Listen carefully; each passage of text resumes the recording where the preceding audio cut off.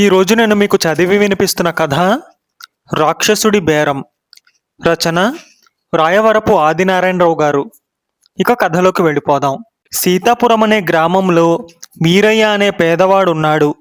వాడికి భార్య, ముగ్గురు కొడుకులు, ఇద్దరు కూతుళ్ళు ఉన్నారు. పెద్ద కొడుకు సోమయ్య తప్ప మిగతా అందరూ కష్టపడి పనిచేసి ఎంతో కొంత డబ్బు సంపాదిస్తున్నారు. అయినా వాడొక పూట గడవడం కష్టంగా ఉంటున్నది. సోమయ్య పరమసోమరి.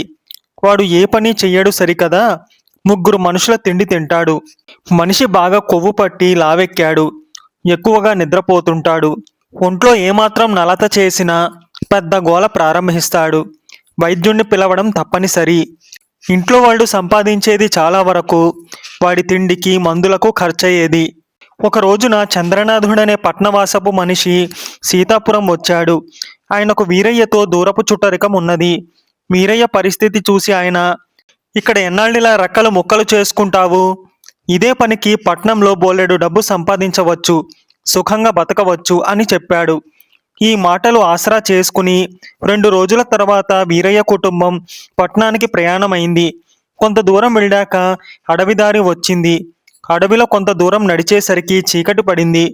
వాడు ఒక పెద్ద చెట్టు కింద బస చేసి తమ వెంట తెచ్చుకున్న ఆహారం తిందామని మూటలు విప్పారు.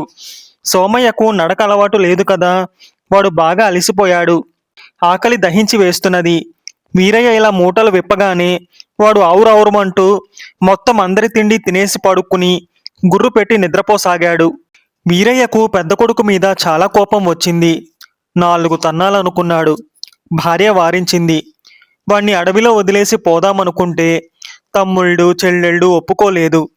ఇప్పుడు మన ఆకలి తీరేదలా? ఈ చుట్టుపక్కల పళ్ళ చెట్లేవి ఉన్నట్లు లేదు. నీళ్లు తాగి కడుపు నింపుకుందామన్నా కొలను వెతకడానికి చీకటి. ఏం చెయ్యాలో పాలుపోవడం లేదు అన్నాడు వీరయ్య దిగులుగా. నువ్వు తిండి గురించి ఆలోచిస్తున్నావు, నేను క్రూర మృగాల గురించి భయపడుతున్నాను.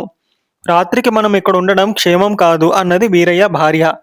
క్రూర మృగాల పేరు వినగానే పిల్లలందరూ భయపడ్డారు. ఎలాగో అలా రాత్రంతా ప్రయాణం చేసైనా సరే ఆ అడవి నుంచి బయటపడాలని అందరూ నిర్ణయించుకున్నారు. అయితే ఎంత ప్రయత్నించినా సోమయ్యను నిద్ర లేపడం ఒక్కరి వల్ల కాలేదు. సోమరి వెధవ, వీడిని ఇక్కడే వదిలి మనమంతా వెళ్ళిపోదాం అన్నాడు వీరయ్య చివరకు విసిగిపోయి. కానీ కొడుకును ఒంటరిగా విడిచిపెట్టడానికి తల్లి ఒప్పుకోలేదు. తమ్ముళ్ళు చెల్లెళ్ళు కూడా ఒప్పుకోలేదు. ఈ విషయమై వాడు గొడవ పడుతుండగా చెట్టు కొమ్మల్లోంచి ఒక మూట కింద పడింది. బరువుగా ఉన్న ఆ మూటను విప్పి చూస్తే అందులో వేల సంఖ్యలో వరహాలున్నాయి. ఈ డబ్బుతో సీతాపురం వెళ్ళి ఎకరాలకు ఎకరాలు పొలం కొనుక్కుని హాయిగా బతకవచ్చు అన్నాడు వీరయ్య. కానీ ఈ డబ్బు ఎవరిదో మరి? చెట్టు మీద ఎవరన్నా ఉన్నారేమో అని వీరయ్య భార్య ఇంకా ఏదో చెప్పబోతుండగా చెట్టు కొమ్మల్లోంచి ఒక మనిషి దభీమంటూ కిందకు దూకాడు. వాడు కారు నలుపులో దృఢంగా ఉన్నాడు. ఈ డబ్బు నాది, కానీ నేను పెట్టే నియమానికి ఒప్పుకుంటే ఈ డబ్బును మీకు ఇచ్చేస్తాను అన్నాడా నల్లటి మనిషి. సరే, అదేమిటో చెప్పు అని అడిగాడు వీరయ్య. ఇక్కడున్న వాళ్ళలో ఒకరిని నాకు అప్పగించాలి అన్నాడా నల్లటి మనిషి. ఎవరు కావాలో అడుగు అన్నాడు వీరయ్య. నల్లటి మనిషి సోమయ్యను ఎన్నుకున్నాడు.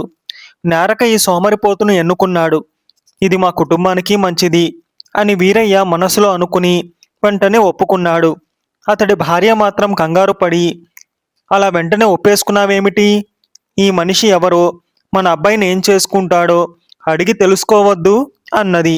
దీనికి నల్లటి మనిషి కటువుగా, నాతో ఇన్ని మాటలుండవు, బేరం కుదిరిపోయింది, మీరు ఆ డబ్బు తీసుకుని వెంటనే ఇక్కడి నుంచి వెళ్ళిపోండి అన్నాడు.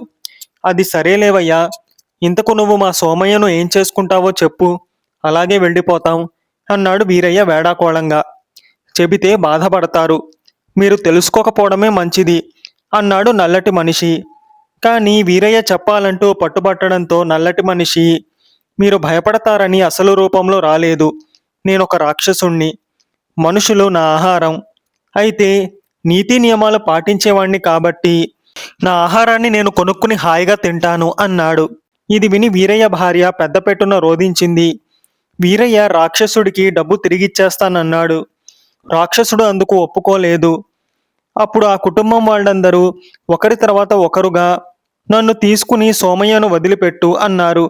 రాక్షసుడు తల అడ్డంగా ఊపి, మీరంతా బక్కచిక్కి ఉన్నారు, మిమ్మల్ని తింటే నా కూరల పదును పోవడం తప్ప ఆకలి తీరదు. ఈ కుర్రవాడు కొవ్వు పట్టి మహాపసందుగా ఉన్నాడు. నాకు వీడే కావాలి అన్నాడు. ఆ వెంటనే వీరయ్య కుటుంబం అంతా ఒకే గోలగా ఏడవడం ప్రారంభించారు. రాక్షసుడు నవ్వుతూ, ఏడవండి, మరింత పెద్దగా ఏడవండి. మీ ఏడుపులకు వీడు నిద్ర లేవాలి. నేను నిద్రపోతున్న వారిని తినను అన్నాడు. అంతే. వీరయ్య కుటుంబం వారు ఏడుపులు మానేశారు. రాక్షసుడు సోమయ్య వంక చూస్తే వాడింకా ఒళ్ళెరక్కుండా గుర్రుపెట్టి నిద్రపోతున్నాడు. వీడి వాటం చూస్తే తెల్లారేదాకా నిద్రలేచేలా లేడు. చీకటి తెరలు తొలగేలోగా భోజనం ముగించాలన్నది నా నియమం అంటూ రాక్షసుడు తీవ్రమైన ఆలోచనలో పడ్డాడు. బారెడు పొద్దెక్కితే గాని సోమయ్య నిద్ర లేవడు. అది వాడి అలవాటు. అందుకని వాడి ప్రాణాలు దక్కినట్టే అని వీరయ్య కుటుంబం సంతోషించింది. అయితే రాక్షసుడు తన ప్రయత్నాలు మానలేదు.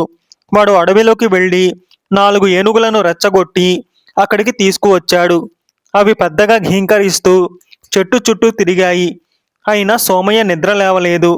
రాక్షసుడు మరొకసారి అడవిలోకి వెళ్ళి 2 సింహాలను పట్టుకువచ్చి వాటి తోకలను మెలిపెట్టసాగాడు. బాధకు ఓర్చుకోలేక అవి అడవి దద్దరిల్లేలా గర్జించసాగాయి. అయినా సోమయ్య కదలలేదు, మెదలలేదు. ఇది పని కాదని వాడు 2 అడవి పిల్లులను పట్టుకువచ్చి వాటిని సోమయ్య పక్కన ఉంచి వాటి మధ్య పోరాటం పెట్టాడు. వాటి వికృత స్వరాలతో సోమయ్య గుర్రు కూడా కలిసింది. చివరకు రాక్షసుడు తనే అసలు రూపం ధరించి జబ్బలు చరుచుకుంటూ కుప్పిగంతులు వేస్తూ పెడబొబ్బలు పెట్టాడు. ఊహు, సోమయ్య చలించలేదు. చూస్తుండగానే తెల్లవారింది. రాక్షసుడు మనిషి రూపం ధరించి వీరయ్యతో, మీరు మీ గ్రామం వెళ్ళండి.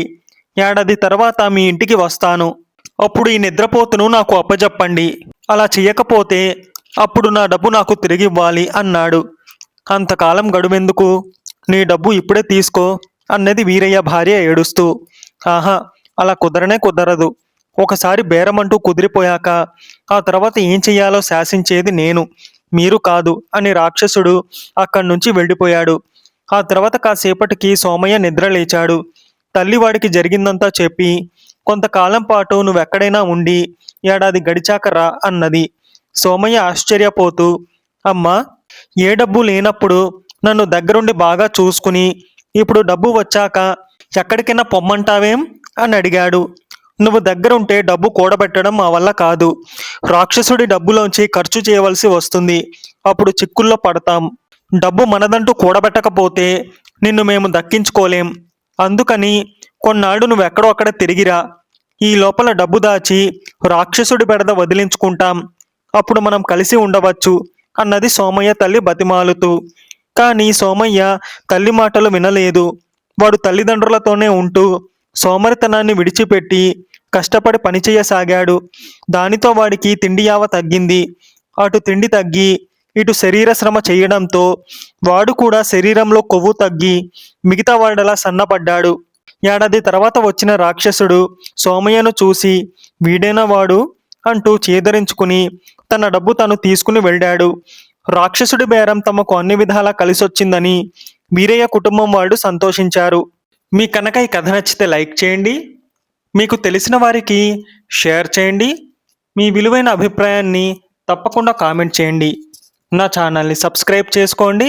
పక్కనున్న బెల్ బటన్ని యాక్టివేట్ చేసుకోండి. నేను పెట్టే కొత్త వీడియోస్ మీకు నోటిఫికేషన్ రూపంలో వస్తాయి.